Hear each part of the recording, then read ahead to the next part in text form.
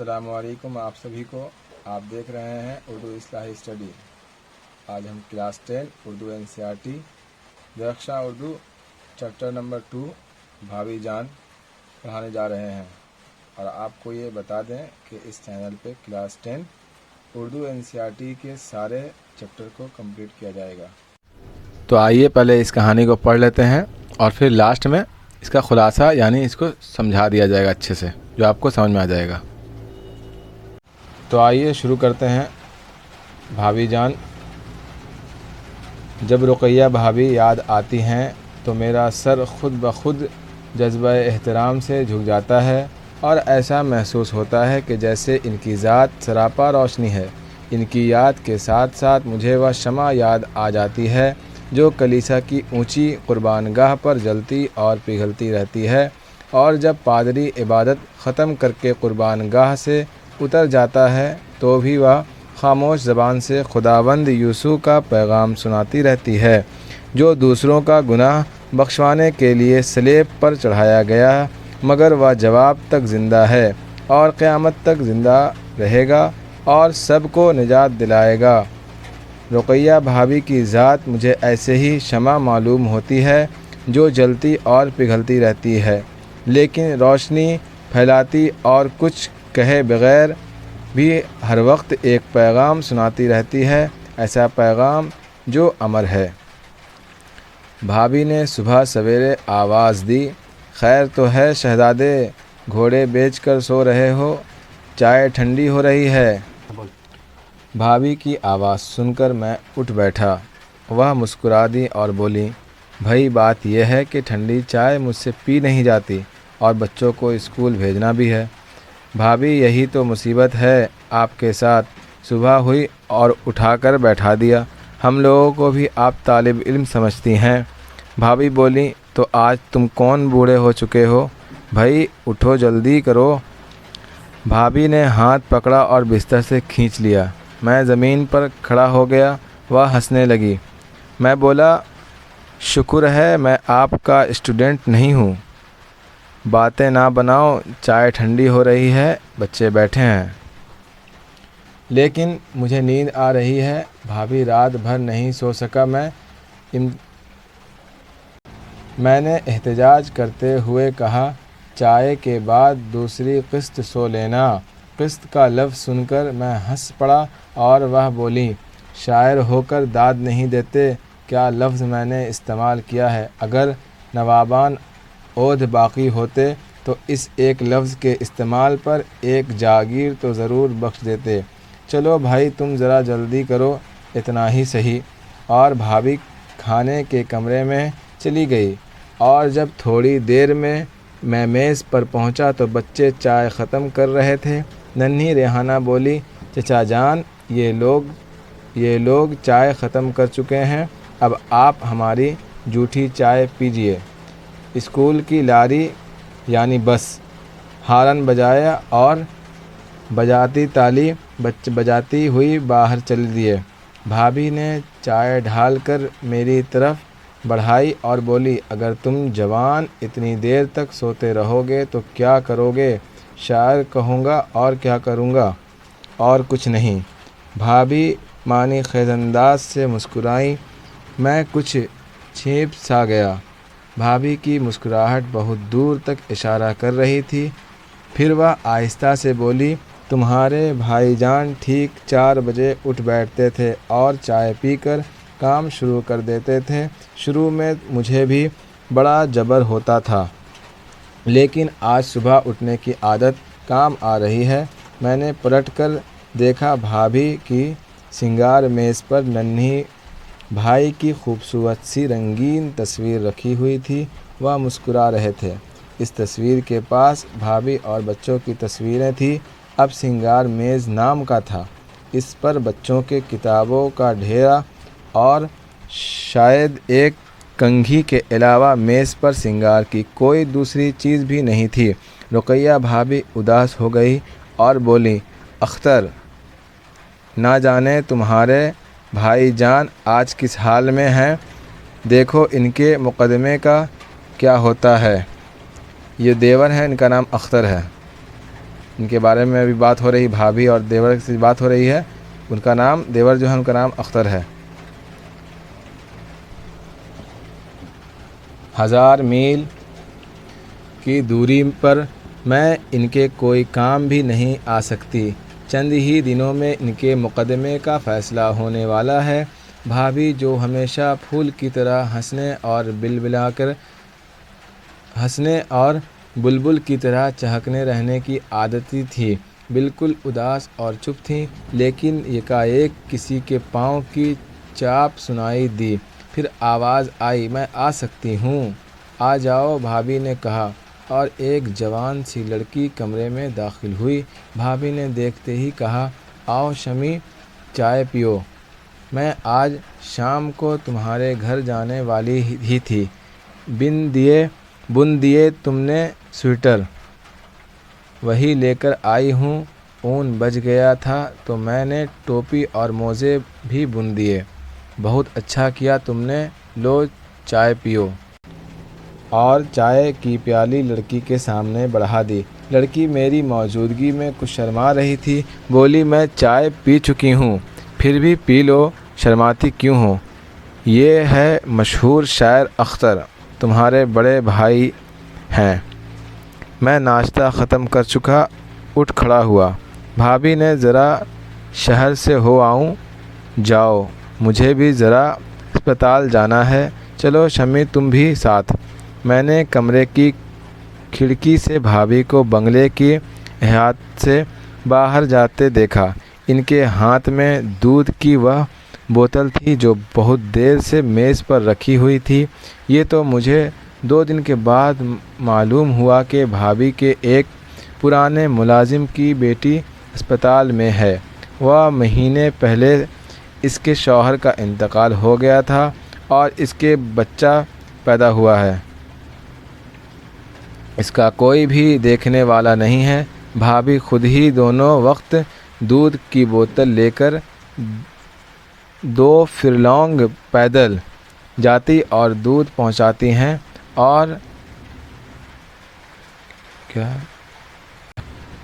اور سویٹر اور موزے اسی بچے کے لیے بنوائے تھے، کیونکہ سردی کا موسم شروع ہو رہا تھا اور شمی ان کے کالج کی ایک غریب طالب علم تھی جو صرف ان کی مدد کے سہارے پڑھ رہی تھی۔ بھابھی سے میری صرف دوسری یہ تیسری، البتہ خط و کتابت بہت زیادہ تھی، لیکن 3 دن ساتھ رہ کر معلوم ہوا کہ وہ آدمی نہیں مشین تھی۔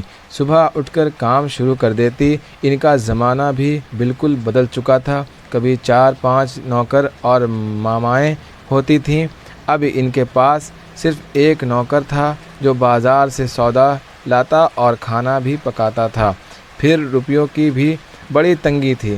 پہلے وہ ہزاروں روپے ماہوارے اپنے شوق پر خرچ کر دیا کرتی تھی، اب 400 روپے ماہور پر ایک کالج میں لیکچر کرتی تھی اور 50 روپے ماہوار ایک لڑکی کو پڑھانے کے ملتے تھے۔ لے دے کر یہی ان کی آمدنی تھی اور خرچ اپنی جگہ پر بالکل کچھ زیادہ ہی اپنے اور بچوں کا خرچ ہوتا تو کسی طرح پورا ہو جاتا، لیکن وہ بھی پڑ گیا۔ بچوں اور اپنی ضرورتوں کے علاوہ ایک مستقل رقم نہیں ہر مہینے مزدوروں اور طالب علموں کی انجمنوں کو دینا پڑتی تھی۔ کانفرنسوں اور جلسوں میں شرکت کے لیے کرایہ ادا کرنا پڑتا تھا۔ کئی غریب لڑکیاں صرف ان کی مدد سے پڑھ رہی تھیں۔ بھابھی جان کی جب شادی رقیہ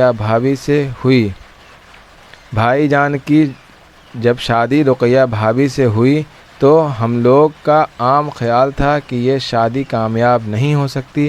ایک طرف بھائی جان تھے جنہوں نے ایسی سیاست سے شوق تھا جو بار بار انہیں جیل بھجوایا کرتی تھی، اور دوسری طرف بھابھی جان تھیں جو نازوں کی پالی تھیں اور ایسے ماحول میں بڑھ کر جوان ہوئی تھیں جس میں اپنی ہی ذات سب کچھ ہوتی، اور ہم لوگ نے شادی کی خبر سنتے ہی سوچ لیا تھا کہ بھابھی جس طرح ابھی مائکے میں شان سے رہتی ہیں رہا کریں گی، اور بھائی جان جیل میں رہیں گے۔ بعضوں کا تو یہ خیال تھا کہ بھائی جان بھی سیاست کے چکر سے نکل کر بیر سڑی کریں گے اور اپنی عالی شان کوٹھی میں شان کی زندگی گزاریں گے، یا پھر آرام کرسی والی سیاست چلے گی اور کتابوں کی باتیں دہرائیں گے۔ لیکن سب کا خیال غلط نکلا۔ بھائی جان نے رقیہ بھابھی کو اپنے رنگ میں جلد ہی رنگ دیا اور وہ قدم بقدم ساتھ چلنے لگی، اور شادی کے بعد جیسے ہی بھائی جان گرفتار ہوئے اور انہیں 2 سال کی سزا ہو گئی، بھابھی جان اپنے لیے راہ تلاش کر لی۔ BA اور پہلے ہی کر چکی تھیں، جلد ہی تیاری کر کے MA کر لیا اور کالج میں لیکچر ہو گئیں اور اکلوتی بچی کی دیکھ بھال میں لگ گئیں۔ 2 سال کے بعد جب پھر بھائی جان جیل سے آئے تو اپنی سرگرمیوں میں رہے اور بھابھی جان کام کرتی رہی۔ پھر 2 بچے اور ہوئے اور وہ انہیں پالتی رہی۔ اب بھائی جان 3 سال سے نظر بند تھے اور ان پر مقدمہ چل رہا تھا، مطلب کہ پھر 3 سال کے لیے ان کے شوہر کو جیل ہو گئی تھی۔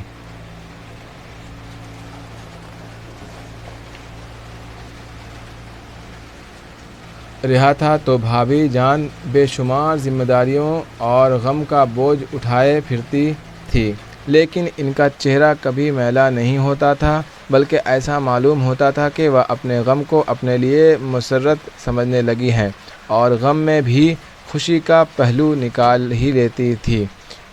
وہ صبح سویرے اٹھتی، بچوں کو نہلاتی، ان کے کپڑے بدلتی، خود نہا دھو کر تیار ہو جاتی، بچوں کو کھلا پلا کر 7 بجے اسکول بھیج دیتی۔ پھر ملنے والوں کا سلسلہ شروع ہو جاتا۔ طرح طرح کے لوگ ان سے ملنے آتے اور طرح طرح کی فرمائشیں کرتے۔ کوئی ان سے ملازمت کے لیے سفارش کرنے کو کہتا، کوئی کسی اور کام کے لیے۔ سب آدمی انہیں بڑے آدمی کی بیوی اور بہو سمجھتے تھے۔ کوئی یہ نہیں سمجھتا تھا کہ بھابھی جان کا تعلق اب بڑے لوگوں سے صرف چھوٹے لوگوں کی وجہ سے رہ گیا ہے۔ وہ بڑے لوگوں کے پاس صرف سفارشیں لے کر جاتی ہیں، ورنہ بڑے لوگ سے اب انہیں دور کا بھی کوئی واسطہ نہیں۔ بھابھی کالج جاتی اور وہاں بھی پڑھانے کے علاوہ ہر لڑکے کے معاملات میں دلچسپی لیا کرتی تھی۔ کالج سے آ کر پابندی سے کئی خط روز لکھتی اور انہیں ڈاک میں ڈلوا دیتی تھیں۔ عام طور پر یہ خطوط نئے لکھنے والے کے نام ہوتے تھے جو ہر روز نئے خط لکھا کرتے تھے۔ بھابھی نے محض دل بہلانے اور وقت کاٹنے کے لیے لکھنا شروع کیا تھا، مگر وہ بہت اچھا لکھنے لگی تھی اور نئے لکھنے والے ان سے مشورے طلب کرتے اور وہ بڑی محبت کے ساتھ ان کے خطوط کا جواب دیا کرتیں۔ اس طرح کے نئے لکھنے والے نے تو غلط فہمیوں کا شکار ہو کر بہک جائے اور نہ ان کی دل شکنی ہو، پھر وہ شام کو ایک جگہ ٹیوشن پڑھانے چلی جایا کرتی تھی، یعنی صبح جاگنے کے بعد سے سوتے وقت تک کام آدمی کا ہے مشین معلوم ہوتی تھیں۔ ان کے خط لکھنے کے شوق سے تنگ آ کر میں نے کہا، بھابھی آپ نے کیا علت پال رکھی ہے؟ کالج میں تو سر کھپاتی ہی ہیں، گھر پر بھی ایک کالج بنا رکھا ہے۔ بھابھی بڑے باوقار انداز میں مسکرائیں اور بولیں، اختر ان نئے لکھنے والوں کو کیسے بھول سکتی ہوں؟ یہ تو ہمارے مستقبل کے امیدیں ہیں۔ اگر میں ان پودوں پر روز چھڑکاؤ نہیں کر سکتی، ان کی خدمت نہیں کر سکتی، ان میں پھول لگے اور سارا باغ مہک اٹھے، تو کم سے کم جو کچھ کر سکتی ہوں وہ تو کرنا چاہیے۔ اس جواب کے بعد کچھ اور بولنے کی گنجائش ہی نہیں تھی۔ میں چپ ہو رہا۔ ایک دن شام کے وقت وہی لڑکی شمی ان کے پاس آئی۔ وہ بہت اداس تھی۔ وہ کچھ کہنا چاہتی تھی لیکن پھر بھی نہ کہہ سکتی تھی۔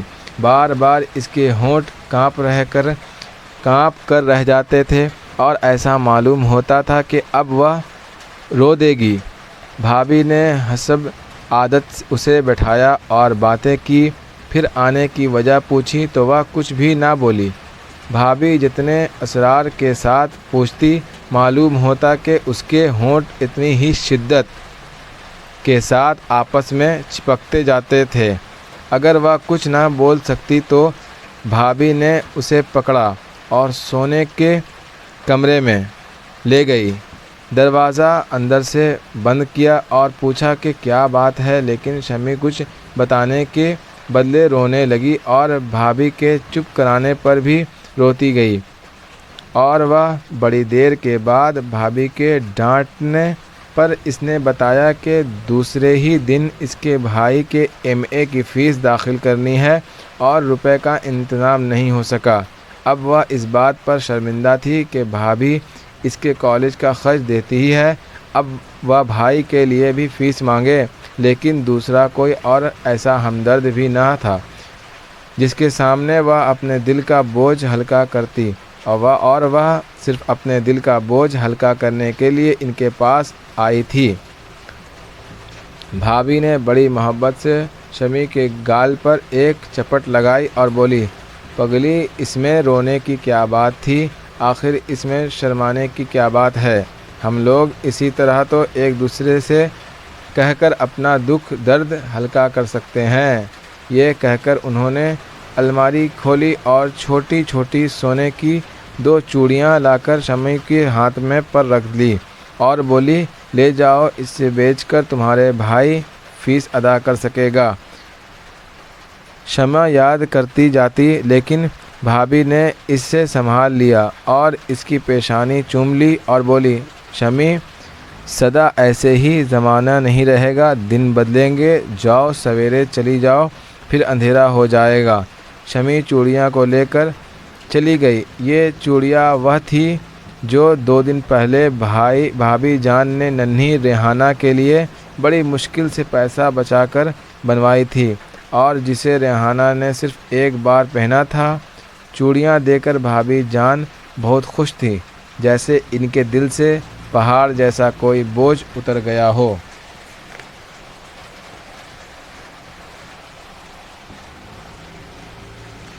میں 4 دنوں سے ان کے پاس تھا اور ایک ضروری کام کے سلسلے میں ان سے مشورہ کرنے آیا تھا، لیکن ان کی مصروفیتیں اور پریشانیاں دیکھ کر نہ موقع ملا اور نہ ہمت ہو سکی، اور میں نے سوچ لیا کہ بھابھی سے بغیر کوئی مشورہ کیے اور مدد مانگے واپس جاؤں گا۔ حالانکہ میں اچھی طرح جانتا تھا کہ صرف وہی ایسی آدمی تھیں جو اس سلسلے میں میری مدد کر سکتی تھیں، لیکن میں نے فیصلہ کر لیا کہ ان سے ہرگز نہیں کہوں گا۔ آخر بھابھی نے خود ہی کہا، تم 4 دنوں سے آئے ہو لیکن کوئی بات تک نہیں کی۔ میں نے کہہ دیا، میں صرف ٹہلنے اور آپ سے ملنے آ گیا تھا بھابھی۔ پھر وہ بولی، اور تمہاری شادی کا کیا ہوا؟ سنا ہے تم اور تمہارے گھر والوں میں شادی کے مسئلے پر سخت اختلاف ہو گیا ہے۔ جی ہاں، شادی کرنے کا مطلب ہے کہ یا تو میں امی کی پسند کے مطابق احمق گدھی لڑکی سے شادی کر لوں، یا پھر چپ بیٹھا رہوں۔ اور وہ جمیلہ، تم تو جمیلہ سے شادی کرنا چاہتے تھے نا؟ بھابھی بولی، اب بھی چاہتا ہوں، لیکن امی نے کہہ دیا ہے کہ جمیلہ اس گھر میں بہو بن کر داخل نہیں ہو سکتی ہے۔ یہ تو بڑا ظلم ہے تو، لیکن کیا کیا جائے، بہت سے ظلم برداشت کرنے پڑتے ہیں، تو اپنی امی کی پسند سے شادی کر لو پھر۔ یہ بھی نہیں کر سکتا بھابھی؟ پھر کیا سوچا؟ شادی تو جمیلہ سے ہی کروں گا اور گھر چھوڑ دوں گا، میں نے فیصلہ کن انداز میں کہا۔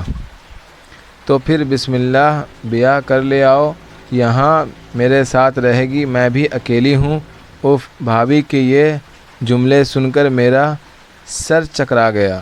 یہ عورت ہے یا عزم و ہمت کا ستون، ہر روز ایک نیا بوجھ اپنے بڑھائے جاتی ہے۔ خود اپنی ضرورتیں اور ذمہ داریاں کیا کم ہے، مگر ہمت ہے، اور صرف ہمت کے سہارے شوہر کی دوری اور نظر بندی کا غم ہنس ہنس کر بھلائے جاتی ہے۔ میں نے سوچ سمجھ کر جواب دیا، میں بھی یہی سوچ رہا تھا، لیکن ابھی دیر ہو گئی ہے بھابھی، جمیلہ بیمار ہے ابھی۔ جمیلہ بیمار نہیں تھی، بالکل اچھی تھی، لیکن اگر میں یہ نہیں کہتا تو وہ پھر ضد پر آ جاتی۔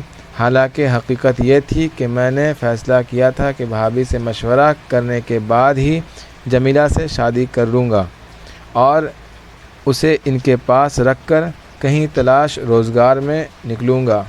بھابھی جمیلہ کی بیماری کی خبر سن کر بہت افسوس کرنے لگیں اور بولی، سچ مچ جمیلہ بڑی پیاری لڑکی ہے۔ پھر میں باہر چلا گیا اور سوچا کہ رات کی گاڑی سے چلا جاؤں گا۔ 4 بجے واپس آیا تو دیکھا کہ بھابھی جان بہت اداس بیٹھی تھیں۔ ان کے ہاتھ میں ایک تارے ہیں جس کو وہ ہاتھ میں لیے ہوئے بس دیکھتی جا رہی ہیں۔ ان کے چہرے کا گورا رنگ بالکل سانولا ہوا تھا، سانولا مطلب کالا ٹائپ سے ہو گیا تھا۔ میں چپ چاپ ان کے پاس جا کر بیٹھ گیا اور پوچھا، تار کیسا ہے بھابھی جان؟ اختر۔ بھابھی جان نے تار میرے ہاتھ میں دے دیا اور میز پر سر رکھ کر پھوٹ پھوٹ کر بچوں کی طرح رونے لگی۔ میں نے تار پڑھا، بھائی جان کو 4 سال کی سزا ہو گئی تھی۔ میں نے کچھ دیر کے بعد بمشکل کہا، بھابھی جان صبر کیجیے، ابھی تو آپ کو ایسے امتحانوں کی منزل سے اور بھی گزرنا باقی ہے۔ اور بھابھی کو جیسے سکون آ گیا، وہ اٹھ بیٹھی اور بولی، ٹھیک کہتے ہو اختر، میں اگر پریشان ہوئی تو بچے اور پریشان ہوں گے۔ اتنا کہہ کر وہ اٹھی اور منہ ہاتھ دھونے چلی گئی۔ جب واپس آئی تو معلوم ہوتا ہے کہ بس ایک لہر تھی جو آئی اور گزر گئی، لیکن ہم لوگ جتنی دیر تک چائے پیتے رہے، بھابھی کی نظر بار بار پرانے سنگار میز پر رکھی بھائی جان کی تصویر کا طواف کرتی رہی۔ اسی وقت انہوں نے بتایا کہ اس کے پاسپورٹ کی درخواست نامنظور ہو گئی ہے اور اسی رات انہیں دہلی جانا بہت ضروری ہے۔ اسی رات بھابھی جان دہلی چلی گئی اور میں بھی واپس ہو گیا۔ رات کے سناٹے میں ریل گزرتی جا رہی تھی اور مجھے ایسا معلوم ہوتا تھا کہ اندھیری رات میں بھابھی جان مجھے روشنی دکھا رہی تھی۔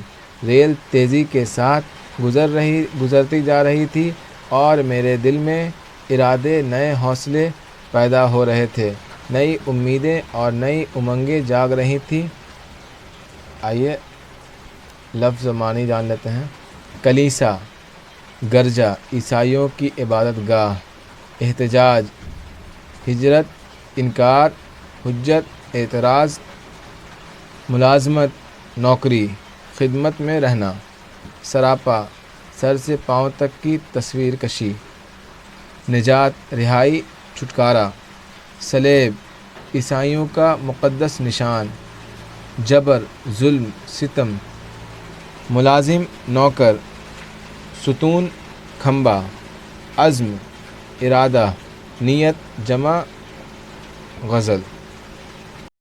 تو آئیے اب اس کہانی کو جو پڑھا ہے ہم لوگوں نے، افسانہ بھابھی جان، اس کے لکھنے والے سہیل الدین آبادی ہیں، اور اس افسانے کو آئیے سمجھ لیتے ہیں، خلاصہ اس کو بولتے ہیں۔ جو ہم لوگوں نے پڑھا ابھی سہیل الدین آبادی کی ایک افسانہ ہے، اس کا نام ہے بھابھی جان۔ اس میں ایک رقیہ بھابھی کے روپ میں ایک عورت کے ایک ایسے کردار کو بتایا گیا ہے جو مہر و وفا اور ایثار قربانی کی ایک خوبصورت مثال ہے۔ کہانی جیسے جیسے آگے بڑھتی جاتی ہے، رقیہ بھابھی ہمارے دلوں پر اپنا جگہ اور اچھا کرتی جاتی ہے۔ دراصل کہانی میں ان کی پوری شخصیت ایک شمع کی طرح قارئین کے سامنے آتی ہے۔ شمع جو خود جلتی رہتی ہے، پگھلتی رہتی ہے، اور ایک وقت ایسا آتا ہے اس کا وجود ختم ہو جاتا ہے، لیکن اس کی روشنی نہ جانے کتنے تاریک ذہن منور کرتی رہتی ہے۔ رقیہ بھابی گھر پر کی ساری ذمہ داریاں تو اٹھاتی ہی تھی، بچوں کی بھی ذمہ داری تھی ان پر، ان کو ٹائم پر اسکول بھیجنا، ناشتہ کرانا، اور پھر اپنے دیور اختر میاں کے لیے بھی کچھ ٹائم نکالنا۔ رقیہ بھابی ہمیشہ مالی دشوار یعنی پیسے سے مجبور رہتی تھی، اس لیے وہ جس کالج میں لیکچر کرتی تھی وہاں سے ان کو صرف 400 روپے ماہانہ تنخواہ ملتی تھی، جو ہم لوگوں نے پہلے پڑھ چکا بھی۔ بھابی ایک لڑکی کو ٹیوشن بھی پڑھاتی تھیں اور اس سے 50 روپے صرف ملتے تھے، لے دے کر ان کی کل آمدنی بہت کم تھی، جیسے بول دیجئے آمدنی 98 اور خرچہ روپیہ۔ اور ان کے شوہر کو سیاست کا شوق تھا، جس کی وجہ سے وہ بار بار جیل جاتے تھے۔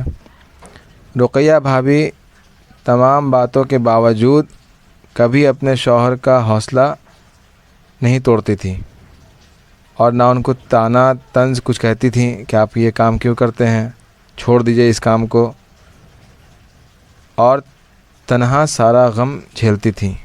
انہوں نے غموں کے درمیان خوش رہنا سیکھ لیا تھا، اور وہ ایک انتہائی ہمدرد اور مخلص عورت تھیں۔ غریبوں اور بے سہارا لوگوں کی مدد کرنا ان کا محبوب مشغلہ۔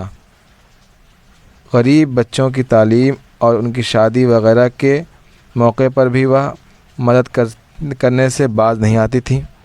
دوسری طرف ان کے شوہر کو سیاسی سرگرمیوں میں پیش رہنے کی وجہ سے زیادہ تر جیل ہی میں وقت گزارنا پڑتا تھا۔ اگر کبھی کچھ دنوں کے لیے رہائی بھی ہوتی تھی تو پھر کسی دوسرے مقدمے میں جلد ہی سزا ہو جاتی تھی۔ لیکن ان باتوں کے باوجود رقیہ بھابی نے کبھی خود کو مجبور اور بے سہارا نہیں محسوس کیا، اور اپنے نامساعد حالت کے باوجود ہمیشہ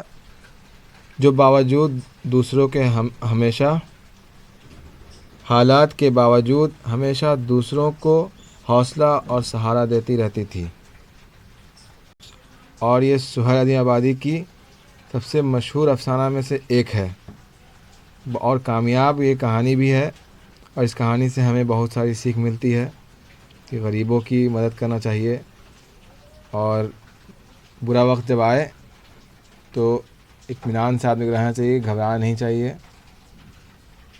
اور اب نیکسٹ ویڈیو میں ہم لوگ اس کا سوال جواب دے دیں گے آپ کو۔ ویڈیو اچھا لگے لائک کریں، کمنٹ کریں اور شیئر ضرور کریں۔